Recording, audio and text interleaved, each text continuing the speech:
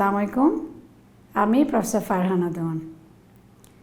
বাংলাদেশে যত প্রসূতি মা আছে সবাইকে শুভেচ্ছা জানাচ্ছি এবং আশা করি তোমরা যে যেখানে আছো, তোমরা যেখানেই দেখাচ্ছ, চেক আপ করাচ্ছ, তোমরা সুস্থ আছো, ভালো আছো এবং সবার জন্য দোয়া করি, সবার জন্য কামনা আমার থাকবে যে তোমার যেন ফুটফুটে একটা বাচ্চা হয় এবং সুন্দর একটা ডেলিভারি হয়। আজকে আমরা কথা বলবো নর্মাল ডেলিভারি নিয়ে। নর্মাল ডেলিভারি মানে নর্মাল মানে কি? নর্মাল মানে স্বাভাবিক, ডেলিভারি মানে প্রসব, তার মানে স্বাভাবিক প্রসব। কথাটা থেকেই বোঝা যাচ্ছে যে প্রসবটা স্বাভাবিক হওয়ার কথা এবং তার আগে যে প্রসব পূর্ব সেবা সেটা সুন্দরভাবে হওয়ার কথা। সেটাই কিন্তু আমরা চাই এবং আমরা দেখি।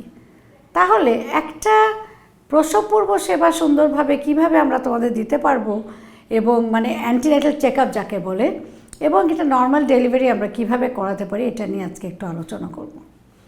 যখন একটি মহিলা যখন প্রেগনেন্সি চায় তখন সে কিন্তু প্ল্যান করে, সবসময় কিন্তু হুটহাট করে প্রেগনেন্সি এসে যায় না। অনেকেরই প্ল্যানিং থাকে, অনেকেরই ভাবে নিব প্রেগনেন্সি এসে যায়, অনেকের আনপ্ল্যানভাবেও প্রেগনেন্সি হয়ে যেতে পারে। যেটাই হোক না কেন, যখন প্রেগনেন্সিটা হয়ে যায় তখন কিন্তু ওনারা প্রথম আমাদের কাছে আসেন। কখন আসেন? পিরিয়ডটা মিস হলে আসেন। সেই পিরিয়ডটা কখন মিস হবে? যাদের পিরিয়ড একদম রেগুলার তাদের দেখা যাবে যে কোনো একটা সময় 5 দিন, 7 দিন, 1 সপ্তাহ, 2 সপ্তাহ মাসিকটা হলো না, তখনই মনে হবে যে এটা হয়তো বা প্রেগনেন্সি হতে পারে। আমরাও জানি এটা একটা কারণ হতে পারে এবং অনেক মহিলারা কিন্তু পিরিয়ড মিস হওয়ার সঙ্গে সঙ্গে আমাদের কাছে চলে আসেন। তো এখন আমাদের করণীয় কী? আমরা যেটা করি, আমরা প্রথমে হিস্ট্রিটা জানি, কারণ যাদের পিরিয়ড একদম রেগুলার তাদের কিন্তু রেগুলারভাবেই অবশ্যই তারিখে হওয়ার কথা ছিল, তাহলে হলো না কেন সেটা আমাদের ভাবনা থাকে। তখন আমরা তাকে আরও সিমটম জানার চেষ্টা করি। আমরা জানার চেষ্টা করি কতদিন বিয়ে হয়েছে, আমরা জানার চেষ্টা করি সে কোনো কন্ট্রাসেপটিভ ইউজ করছিল কি না। যদি আমরা জানি যে না, সে কোনো কন্ট্রাসেপটিভও ইউজ করেনি, সে প্রেগনেন্সি চাচ্ছিল, বিয়ের হয়তো বা 5 মাস গিয়েছে, 6 মাস গিয়েছে, এমনও হতে পারে, তাহলে তারপরে আমরা অ্যাডভাইস দিই। সেটা কি? আমরা তো পরীক্ষা করে আমাদের জানতে হবে। সে কিন্তু একটা সিমটমের কথা বলবে। অনেকেই বলবে যে আমার বমি বমি লাগে, আমার বমি হয়, অনেকের অনেক বমি হয়, অনেকের একটু বমি হয়, অনেকের সেরকম কোনো সিমটম থাকে না, আবার একটু উইক লাগতে পারে, একটু মাথা ঘোরাতে পারে। এই সিমটমগুলো কিন্তু যে একদম ডে 1 থেকেই হবে, পিরিয়ড মিস করার পর থেকে হবে এমন নয়, হতেও পারে। তারপরে দেখা যায় কিন্তু ওই সময় আমরা কিন্তু নর্মালি হয়তো বা কিছু পরীক্ষা করি জানার জন্য তার ব্লাড সুগারটা কেমন, তার হিমোগ্লোবিনটা কত, ব্লাড গ্রুপটা কি, অল্প কয়েকটা পরীক্ষা আছে যেগুলো আমরা মাস্ট করব। প্রেগনেন্সির ব্যাপারে যেটা করব, ইমিডিয়েটলি কিন্তু আমরা প্রেগনেন্সি টেস্টটা অনেক সময় করি না যদি 5-7 দিন পার হয়। আমরা একটু অপেক্ষা করার চেষ্টা করি, কারণ দেখা যায় যে যদি 6 সপ্তাহ হয় তাহলে ভালো বোঝা যায়, 7 সপ্তাহ হলে আরও ভালো বোঝা যায় যে আসলেও প্রেগনেন্সি আছে কিনা।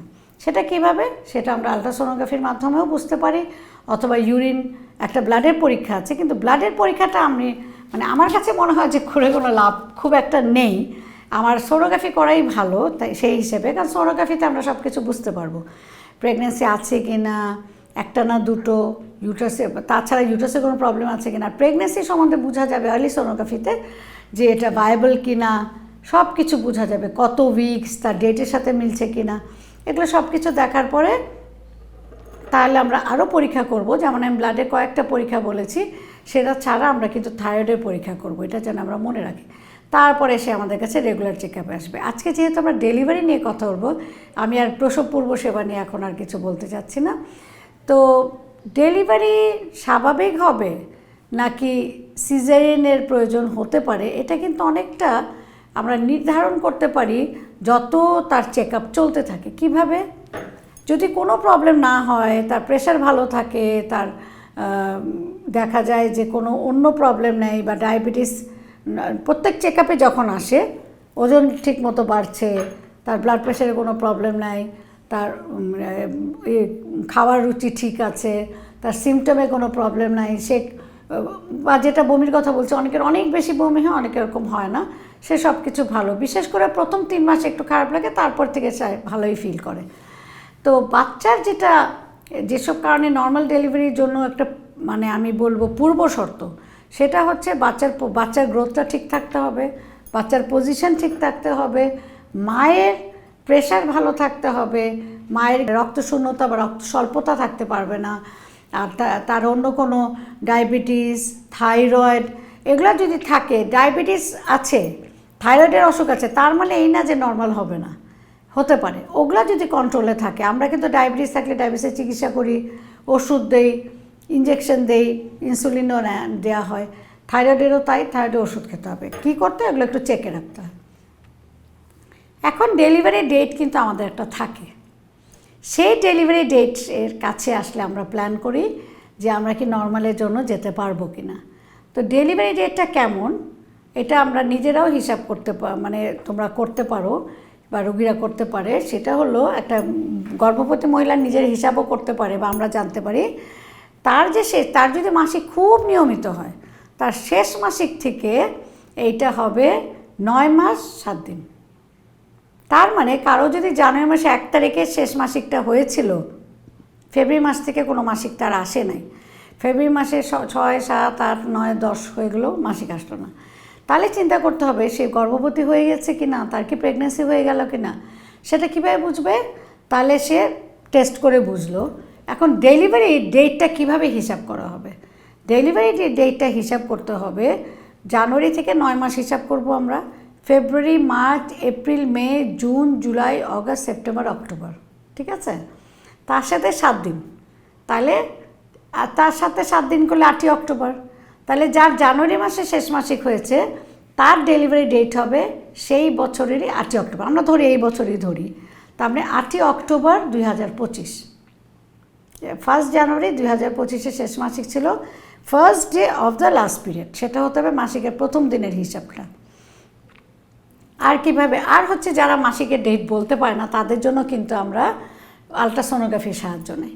এখন যখন সব কিছু ভালো আছে, সব কিছু নর্মাল, ডেলিভারি ডেট এসে গেল, এখন নর্মাল ডেলিভারি কিভাবে হবে বা ব্যথাটা কিভাবে শুরু হবে?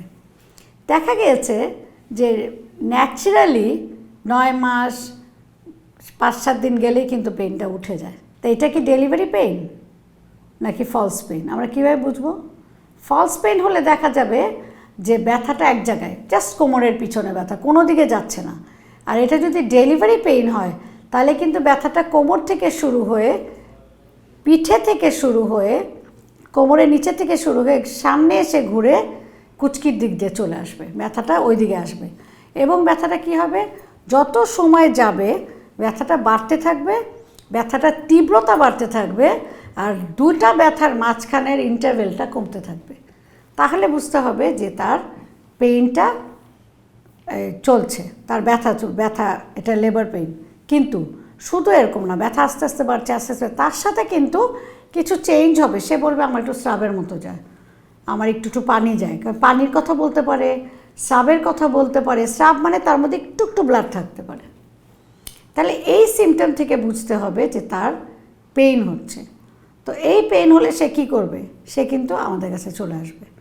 সে এক্ষুনি দৌড়ায় যেতে হবে, দরকার নেই। যার প্রথম বাচ্চা তার কিন্তু 8-10 ঘন্টার বেশিও লাগবে, আর যার দ্বিতীয় বাচ্চা তার কিন্তু 3 থেকে 4-5 ঘন্টার মধ্যেও হয়ে যেতে পারে।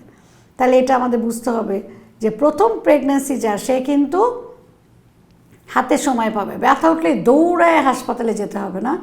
কিন্তু যার সেকেন্ড বা থার্ড প্রেগন্যান্সি, আগেটা নর্মাল হয়েছে, সব কিছু স্বাভাবিক হচ্ছে, তার কিন্তু সময় মানে বেশি সময় নেই।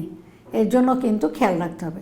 আরেকটা হতে পারে, অনেকের কিন্তু ব্যথা, স্রাব এগুলো হয় না, হঠাৎ করে পানি ভেঙে যায়।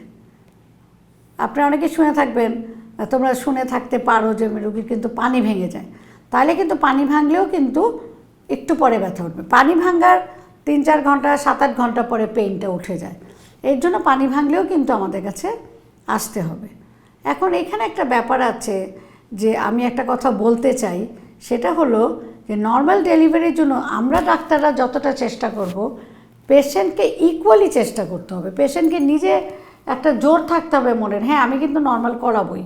ওরা কিন্তু বলে, যাদের নর্মাল হয় তাদের কিন্তু নিজের ইচ্ছাটাও এটা থাকে, তারা বলে আমি নর্মাল ডেলিভারি করাতে চাই, আমি নর্মাল ডেলিভারি করাবো, আমাকে আপনি কিন্তু এখন ডে 1 থেকে অনেকে বলে, ডেলিভারি ডেট আসলেও অনেকে বলে যে না আমি নর্মাল করাতে চাই। এখন নর্মাল ডেলিভারির জন্য নর্মাল ডেলিভারির 3টা ধাপ আছে, প্রথম ধাপ, দ্বিতীয় ধাপ আর তৃতীয় ধাপ। প্রথম ধাপের কথা আমি বলছি যে প্রথম ধাপে অনেক সময় লাগে, 7 থেকে 8 ঘন্টা, প্রথম বাচ্চাদের 10 ঘন্টা লাগতে পারে। আর দ্বিতীয় ধাপ কিন্তু মানে যেখানে বেবিটা শুধু ডেলিভারি হবে। আর প্রথম স্টেজ হচ্ছে ব্যথার শুরু থেকে জ্বরের মুখটা খুলবে পুরাপুরি, এটাকে বলা হয় ফার্স্ট স্টেজ। আর সেকেন্ড স্টেজ হচ্ছে জ্বরের মুখ খোলা থেকে বেবিটা ডেলিভারি হলো, এটা হলো সেকেন্ড স্টেজ। আর থার্ড স্টেজ হচ্ছে বেবি ডেলিভারির পরে যে প্ল্যাসেন্টাটা বেরোয় সেটাকে আমরা থার্ড স্টেজ বলি। তার মানে বোঝা যাচ্ছে, যেটা আমি সবচেয়ে গুরুত্ব দিতে চাচ্ছি সেটা হলো যে পেইন টলারেট করা। এখন তোমরা আমাকে বলবে যে হ্যাঁ আমরা তো ব্যথা সহ্য করতেই পারবো, তাহলে আমরা তো জেনেছি, জানলেও এই জানার একটা গ্রুমিং আছে, এই জানার একটা আছে, হয়ে যাওয়া, জেনে যাওয়া, জানাটা জেনে যাওয়া। তার মানে জানাটা জেনে যাওয়া কেমনে?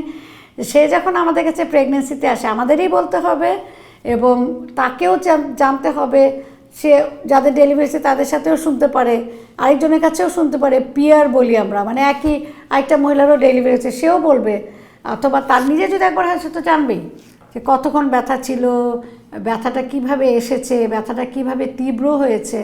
এবং এটার জন্য কিন্তু আমরা ব্যথার ওষুধ দিব, আমরা কিন্তু এমন নেই যে আমরা তাকে কিছুই দিব না, তাকে সে ব্যথায় কাটাতে, তা কিন্তু না।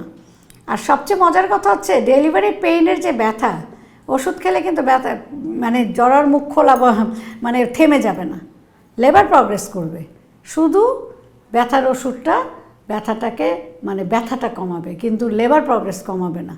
এর জন্য ট্রু লেবার পেইন আর ফলস লেবার পেইনের মধ্যে এটাই তফাৎ যে ট্রু লেবার পেইন যেটা সেটা আস্তে আস্তে বাড়তে থাকে, আর ফলস লেবার পেইনটা কিন্তু আসলে কমে যায়, তো চলে যায়। তা আমার মনে হয় এই জিনিসটা আমাদের এটা জানা দরকার। এবং সত্যি কথা কি, নর্মাল লেবার যেটা, সেটার জন্য কিন্তু আমাদের আসলে রুগীর গর্ভবতী মায়ের নিজের ইচ্ছা, ডাক্তারের ইচ্ছা, সবার ইচ্ছাটাই খুবই গুরুত্বপূর্ণ।